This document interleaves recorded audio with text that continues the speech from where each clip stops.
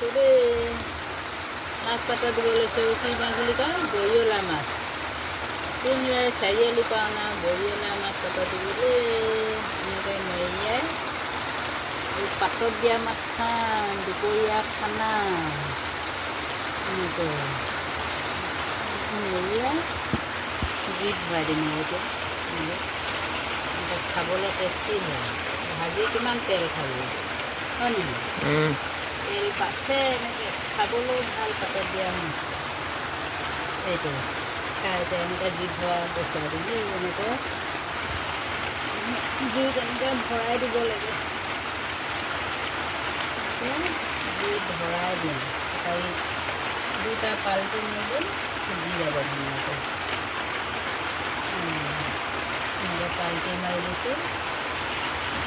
আধা সিজা হ'লে আকৌ ইটো পাল্টি মাৰি দিম।